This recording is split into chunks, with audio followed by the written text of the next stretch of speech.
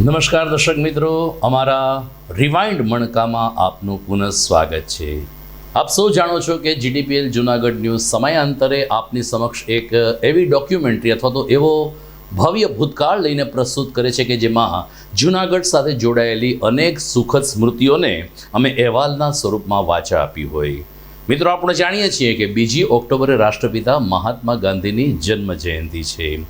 લગભગ 150 વર્ષ પછી પણ ગાંધીની વિચારધારાથી આજની પેઢી એટલી જ પ્રભાવિત છે કે જે 20મી સદીના લોકો હતા।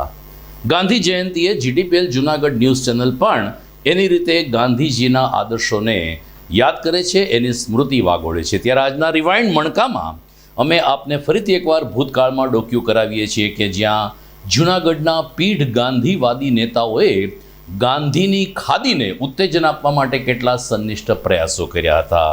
અગ્રણી કેળવણીકાર મોહનલાલ પટેલ કે જે આજે આપણી વચ્ચે નથી, જૂનાગઢના પૂર્વ મેયર ધીરુભાઈ ગોહિલ કે જેમણે પણ આપણી વચ્ચેથી વિદાય લીધી છે, પરંતુ આ બંને ખાદીધારીને ગાંધીવાદી વ્યક્તિઓએ ખાદીને ઉત્તેજન આપવા માટે ખાદી ગ્રામ ઉદ્યોગ શરૂ કર્યું ને એનો પ્રચાર પ્રસાર પણ કર્યો। આપણા સદનસીબ છે કે પૂર્વ આરોગ્ય મંત્રી શ્રીમતી હેમાબેન આચાર્ય આજે આપણી વચ્ચે છે અને આપણને માર્ગદર્શિત પણ કરી રહ્યા છે। ત્યારે જીડીપીએલ જૂનાગઢ ન્યૂઝ ચેનલ પાછલા વર્ષમાં આપને લઈ જાય છે કે ગાંધી જયંતિએ અમે આ ખાદીધારીને ગાંધીવાદી નેતાઓને કેવું સન્માન આપ્યું હતું।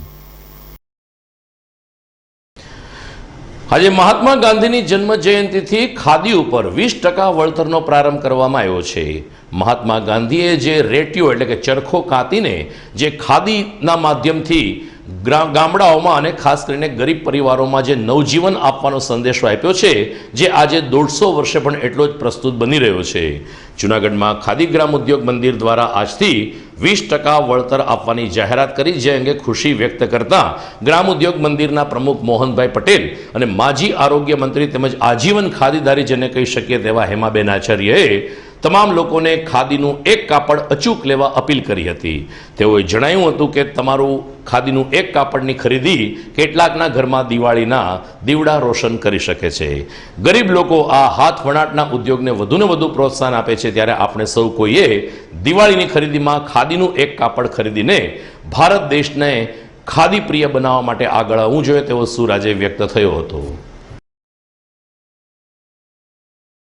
ગાંધીજીનો જન્મ 2 ઓક્ટોબરે થયો અને ગાંધીજીએ જે તે સમયે એવી પરિસ્થિતિ હતી કે દેશની અંદર પૂરા પહેરવા કપડાઓ નહોતા, રોજગારી નહોતી, અર્ધભૂખે લોકો રહેતા હતા। એવા સમયે ગાંધીજીને એક વિચાર આવ્યો અને એ વિચાર પાછળ માત્ર ખાદી એક વસ્ત્ર નહીં, પણ ખાદી એક વિચાર છે, ખાદી એક ક્રાંતિનું સાધન છે અને એટલા માટે એમને ખાદીનો વિચાર આપ્યો।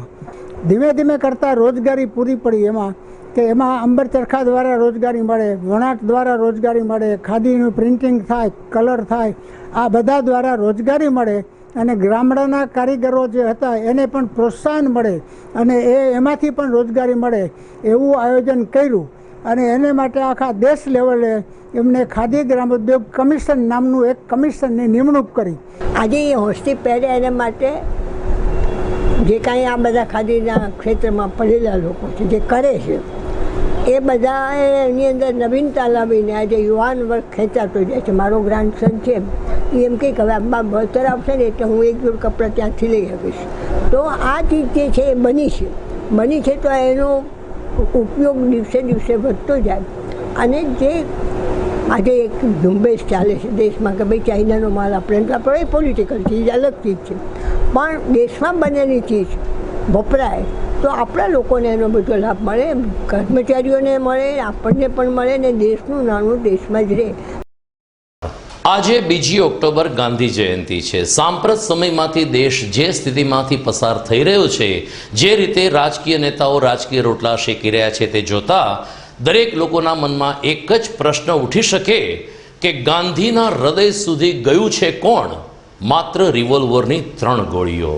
જી હા, ગાંધીજીના આદર્શો, ગાંધીજીના સ્વપ્નને સાર્થક કરવામાં આપણે સફળ થયા છે કે નિષ્ફળ, તે તો આપણે આપણા અંતરાત્માને જ પૂછવું જોઈએ।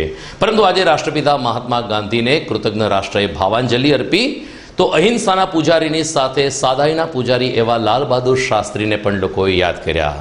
જય જવાન જય કિસાન દ્વારા સાદાઈ દ્વારા માત્ર જીવન સમર્પિત કરનાર લાલ બહાદુર શાસ્ત્રી પણ દેશના એક અગ્રીમ હરોળના રાજકીય નેતા હતા.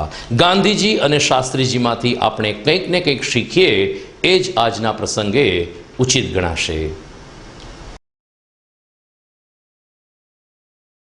આજે રાષ્ટ્રપિતાની 150મી જન્મજયંતિના ઉપલક્ષમાં જૂનાગઢમાં અનેકવિધ કાર્યક્રમો યોજાયા હતા. મહાનગરપાલિકા દ્વારા ગાંધી ચોકમાં આવેલ મહાત્મા ગાંધીની પ્રતિમાને સૂતરની આંટી પહેરાવીને શ્રદ્ધાસુમન અર્પણ કરવામાં આવ્યા.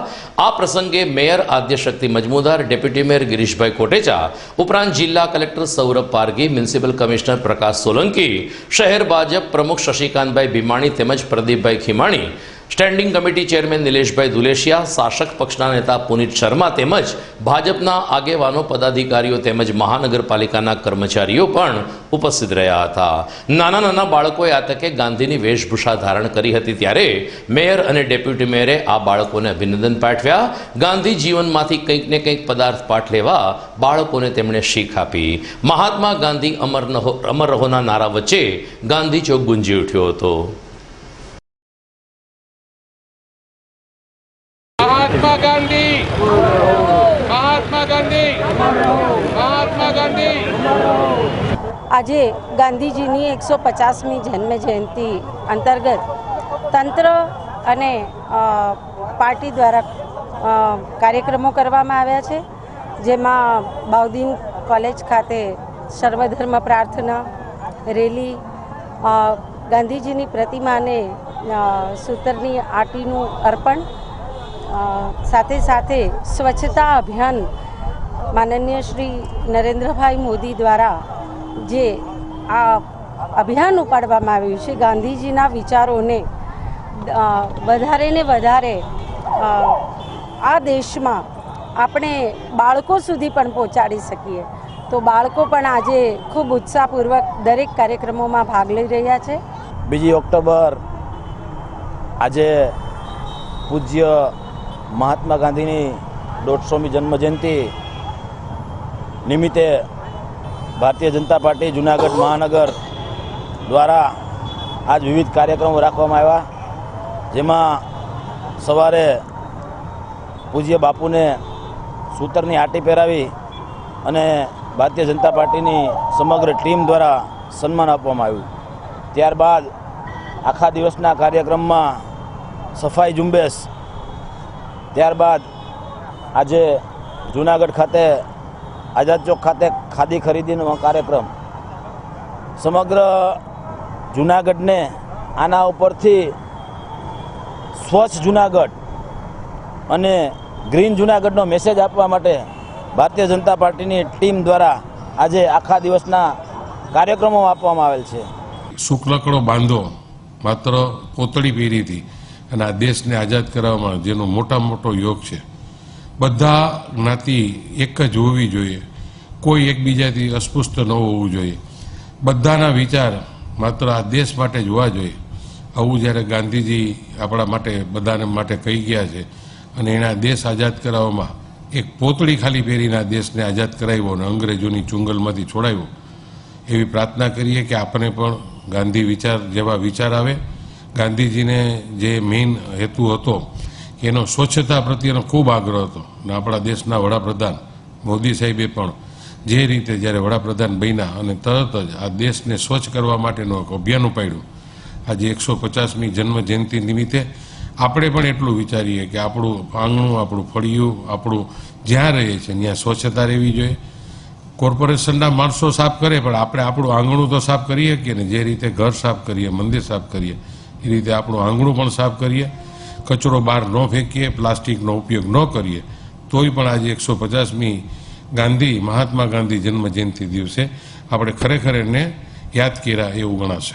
બીજી તરફ કોંગ્રેસ દ્વારા પણ મહાત્મા ગાંધીને પુષ્પહાર અર્પણ કરવામાં આવ્યા હતા, પરંતુ અહીં કોંગ્રેસનો જૂથવાદ સપાટી ઉપર દેખાતો રહ્યો. માત્ર જૂજ બહેનોની ઉપસ્થિતિમાં ગાંધી જયંતિની ઉજવણી કરવામાં આવી. શહેર મહિલા કોંગ્રેસ પ્રમુખ મંજુલાબેન પરસાણાએ મહાત્મા ગાંધીને સૂતરની આંટી પહેરાવીને તેના જીવનમાંથી આજના રાજકીય નેતાઓ કંઈ શીખતા નથી તેવો વસવસો વ્યક્ત કર્યો. તો અહીં અન્ય મહિલા અગ્રણીઓએ પણ મહાત્મા ગાંધીના જય જયકાર વચ્ચે સૂતરની આંટી પહેરાવીને આ મહામાનવને યાદ કર્યા હતા.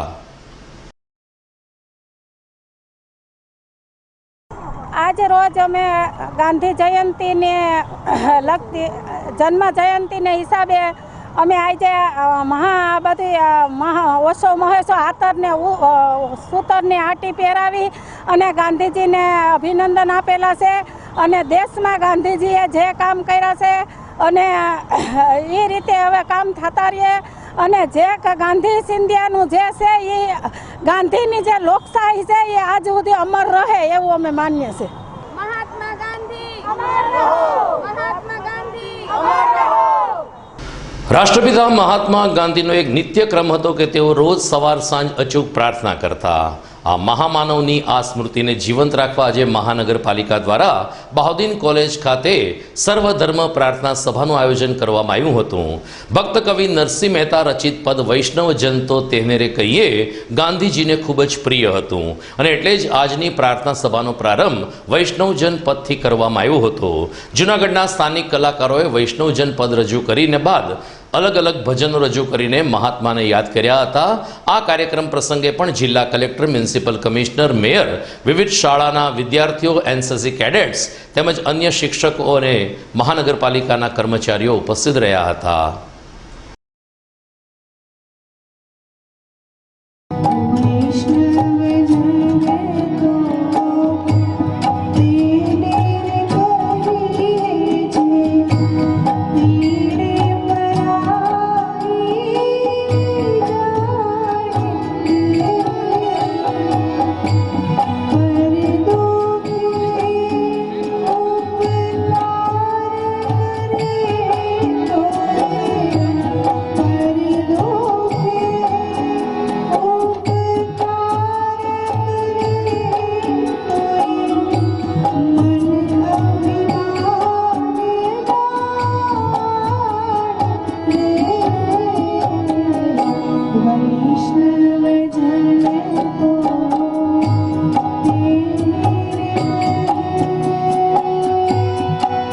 લાલ બહાદુર શાસ્ત્રીની જેમ જ અત્યંત સાદાઈપૂર્વક જીવન જીવતા મહાત્મા ગાંધીએ લગભગ આજીવન એક પોતળી ઉપર જીવન ગુજાર્યું છે.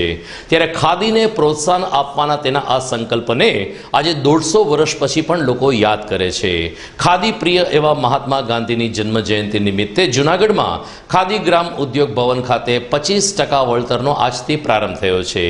2 ઓક્ટોબરથી આ પ્રારંભ થયો છે, જે માજી આરોગ્ય મંત્રી અને આજીવન ખાદીદારી એવા શ્રીમતી હેમાબેન આચાર્યએ કરાવ્યો હતો. આ પ્રસંગે mayor Adyashakti Majmudar, deputy mayor Girishbhai Kotecha, જિલ્લા કલેક્ટર સૌરભ પારગી તેમજ ખાદી ગ્રામ ઉદ્યોગ સંસ્થાના પ્રમુખ મોહનભાઈ પટેલ અને મોટી સંખ્યામાં ખાદી પ્રિય લોકો ઉપસ્થિત રહ્યા હતા. આ તકે જિલ્લા કલેક્ટરે લોકોને અચૂક એક ખાદીનું કાપડ ખરીદવા અને ગ્રામ્ય વિસ્તારની રોજીરોટી સમાન ખાદી વણાટને પ્રોત્સાહન આપવા અપીલ કરી હતી. મોલા પટેલે પણ વર્ષોથી 2 ઓક્ટોબરથી ખાદી ઉપર વળતર શરૂ થાય છે તેનો લાભ લેવા જૂનાગઢવાસીઓને અનુરોધ કર્યો હતો. આજે ગાંધીજીના 150મી જન્મ જયંતિ નિમિત્ત જુનાગઢ જિલ્લામાં જુદા જુદી જગ્યાએ પ્રોગ્રામ રાખવામાં આવેલ છે.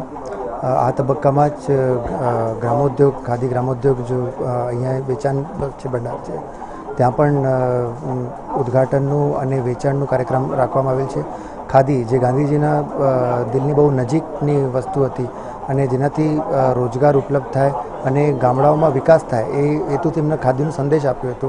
તો એ કાર્યક્રમને આગળ વધારતી જે સંસ્થા છે એ કામ કરી રહી છે, એને હું ખૂબ આવકારું છું અને બધાને અપીલ પણ કરીએ છીએ કે મહિનામાં કે અઠવાડિયામાં એકવાર ખાદીનું વસ્ત્ર ધારણ કરે તો એમાંથી રોજગારી પણ વધશે અને ગામડાઓમાં જો છે રોજગારીની તકો વધશે અને ડેવલપમેન્ટ થશે.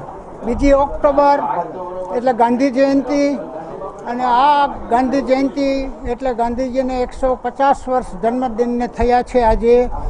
એટલે આખા સમગ્ર ગુજરાતની અંદર, સમગ્ર દેશની અંદર વિવિધતા રીતે એને ઉજવવામાં આવી રહ્યું છે.